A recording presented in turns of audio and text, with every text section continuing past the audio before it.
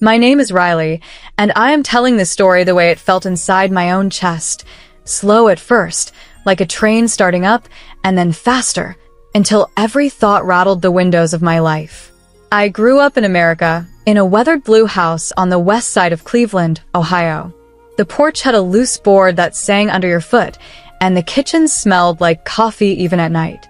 My mother, Linda, kept lists on a yellow pad, and my father, Robert, fixed things with quiet hands.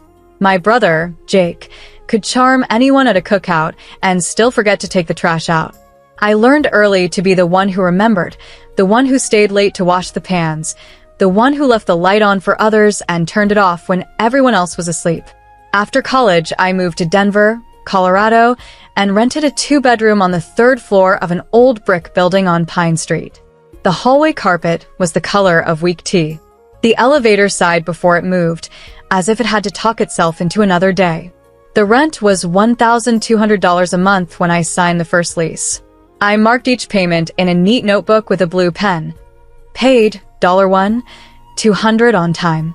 When the rent climbed to $1,275, then $1,350, I kept writing, kept paying, kept stacking my bank statements in a shoebox under the bed. I thought of it as my record of being steady in America, a story told in dollars and dates. My days were simple, which is another way to say they were mine. I walked to the bus stop, past the same mural with the tall sunflowers, and reached the office by 8. I worked in a small insurance agency, where people brought their problems to my desk and waited while I sorted the pile. My boss, Daniel, wore the same navy tie 3 days a week, and the printer had a cough that bothered only me. I liked the way numbers lined up when you cared enough to make them do it. My friend Olivia and I ate lunch in the break room and joked about saving up for a fancy trip one day, maybe a slow train through New England, maybe a shore visit to Europe. We said the word like a charm. Europe, a far place, a good dream, but never the point. The point was paying rent, buying groceries, and telling the truth when people asked how I was. Most days I said, "I'm fine," and I meant it. At home I counted out the money that kept everything running. $1,350 for rent, about $80 for electricity, $45 for the internet, and whatever was left for food. I bought bread on sale, and a bag of apples, and I kept a jar with loose dollars for laundry. Sometimes, when the month was kind, I set aside $100 in an envelope labeled house, a small nod to a future where I might own a place in America with a tiny yard and a maple tree. I learned to live with what I had. A table that wobbled until I wedged a folded menu under one leg. Dishes from a thrift store, all white except for a plate with a blue ring around the rim. A bed that creaked when I turned, which was often, because I liked to listen to the city settling itself each night. Every Sunday, I called my parents at the old house in Cleveland. My mother kept the phone on speaker so my father could hear, and she talked with that quick pitch she used when the list in her head was longer than the time we had. "How's Denver? Any snow yet? Did you get the package with the socks?" I told her about the bus and the sunflower mural and the price of eggs. She told me about the roof and the porch and how the maple out front still dropped leaves like it had something to prove. Sometimes my father spoke up to say a small thing that made a big point. "Car tires look good," he would say, or "the furnace made a sound, but I fixed it." My brother, Jake, was often a story inside the stories. Jake got a new job. Jake lost a job. Jake had a plan. Jake's plan changed. I tried to be a soft place for those words to land, and I tried not to ask the follow-up questions that made my mother talk faster. There was a deep comfort in being the person who paid her bills. I liked the feel of it the way some people like the feel of fresh bread or new snow. It was not about pride so much as balance. America is wide and loud and fast, and the easiest way to get lost is to think you have to keep up with every speeding light. I gave myself a smaller task: make a good life in one apartment. Clean the counters. Fold the clothes. Put $50 into savings even when it pinched. When the lease renewed each year, I treated myself to something small and sturdy: a tea kettle for $20, a secondhand lamp for $30. When I reached $2,000 in savings, I wrote the number on a sticky note and put it inside my shoebox. It felt like a quiet win, the kind you can keep to yourself. Still, I did not live outside of love. I had a few friends, the kind who show up with soup when you are sick and take your coat without asking where you want them to hang it. Olivia came by on Fridays with cheap wine and a smile that made the week make sense again. We sat on my floor when I could not afford chairs, and we sat at my wobbly table when I could, and we made lists of what we wanted next. She wanted a better job and a plant she would not kill. I wanted a place where I could hear my own thoughts. We both saved screenshots of little houses in far-off towns and sent them to each other with silly notes. Someday, she wrote once, and I typed back, someday, but also today.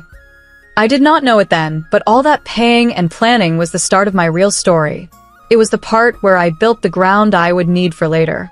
If you asked me what I hoped for in those days, I would have said something small.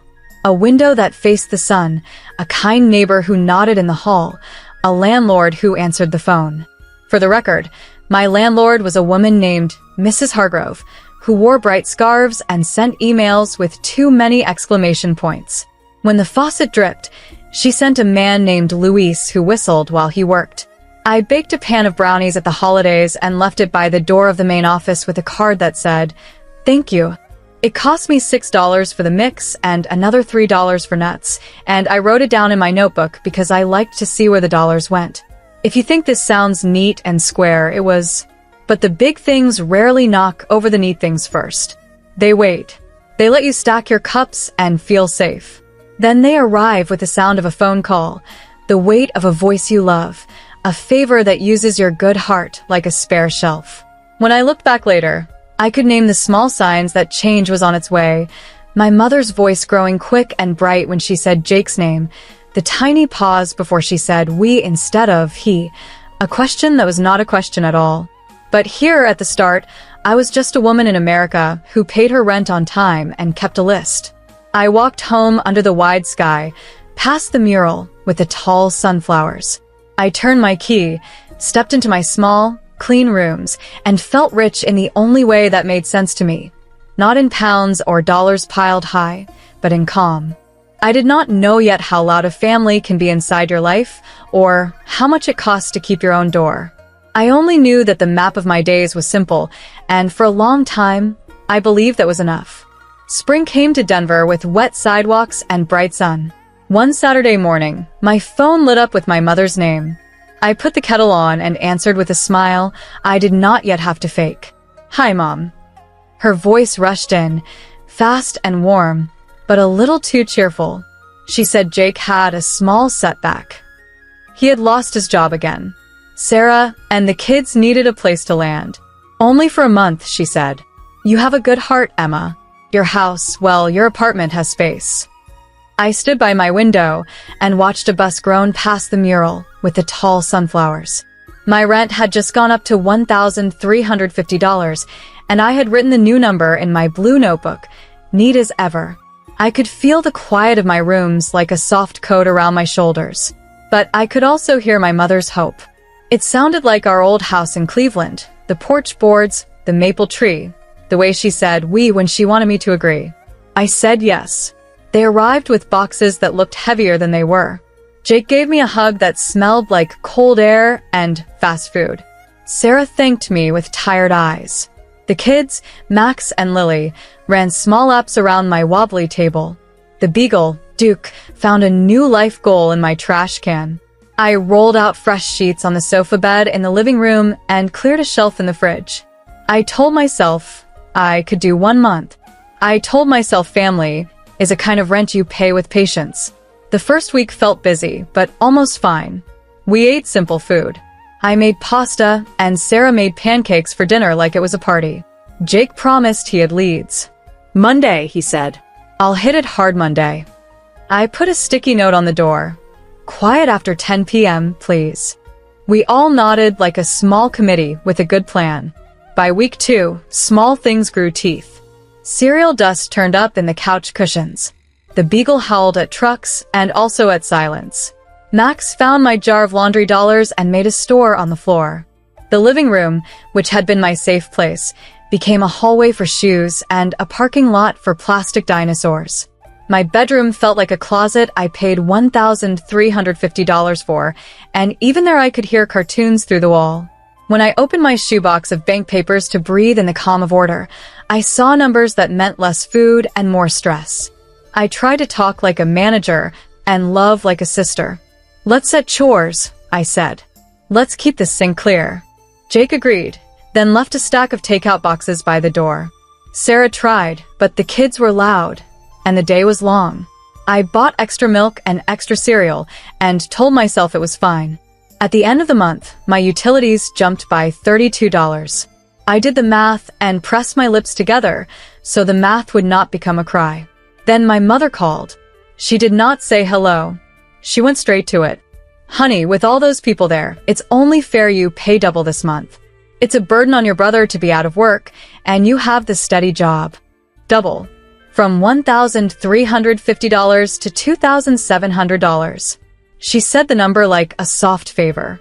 I heard the old house in Cleveland in her voice again, the part where I was the child who made everything tidy. Something clear rose up in me. It was not anger, it was light. I had paid rent for years. I had kept my small house in the sky clean and warm. I had made room and then more room. I looked around my own living room and could not find myself in it. Jake was laughing at a show with the volume high. Sarah was picking up socks that were not hers. The beagle was bold and happy. I was a guest in the rooms I paid for. I said, "Okay, Mom," but what I meant was, enough.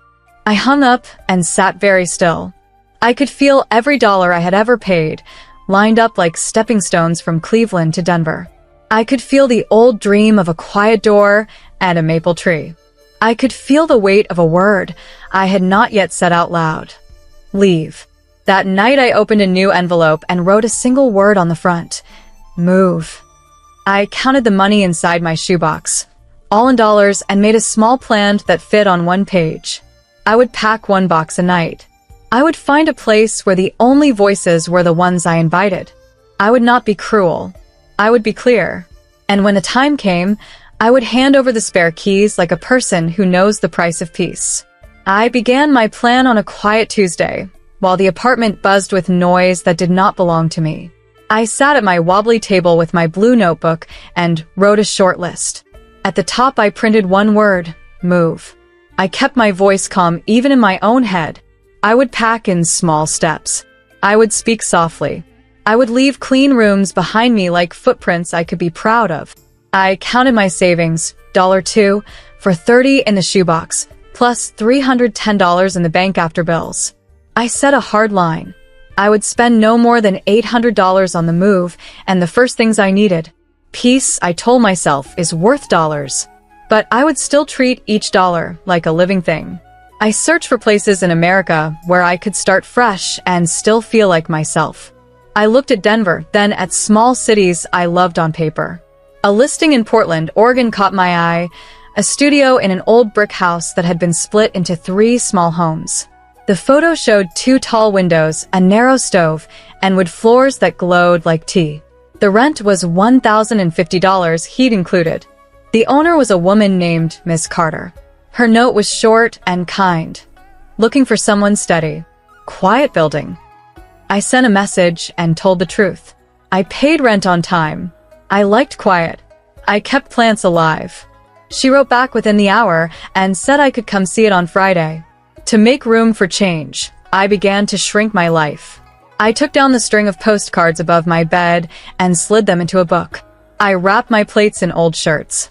1 box a night, I told myself. Books first, then the small things that held too much memory. A mug from a road trip, a scarf my mother gave me when I moved from Cleveland to Denver, a framed photo of me with Olivia laughing at something we forgot the moment after. I kept my notebook open as I worked. I noted what I would sell and what I would give away. The extra chair went to a neighbor for $25. The tall lamp went for $30 to a college kid named Ben, who said thank you twice. I rolled the dollars into my envelope and wrote move on the front again, darker this time. I planned my exit like a soft heist. I told Jake and Sarah I needed to work late on Thursday and Friday. That part was true. I was working on my life. I reserved a small van for Saturday morning, $79 plus miles, estimated at $112 total. I asked Olivia for help and promised to pay her back with dinner when things were calm. "No need," she said, "but you can buy me a slice and a soda." I smiled at the word soda because it sounded like the old house in Cleveland and also like freedom. On Friday, I met Miss Carter in Portland. She wore a wool coat and bright red gloves. She walked me up a narrow stair and opened a door that felt like a new page. The studio was small but honest. The windows faced a maple tree. The sink was clean. The air felt like it had manners. "I don't need much," I said. She nodded like she already knew.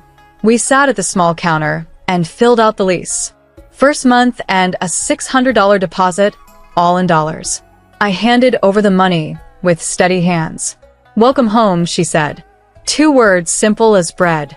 Back in Denver, the last night in my old place was all motion. Jake watched a show with the volume high. Sarah folded laundry in slow, tired loops. The kids chased the beagle and then fell asleep on the sofa bed that used to be a room I loved. I moved like smoke. I slid the last box to the door, taped my spare keys to a note for the landlord, and wiped the counters until they shone. I left a small basket on the table with coffee, tea, and a short letter to Sarah that said, "You are doing your best." I did not blame her.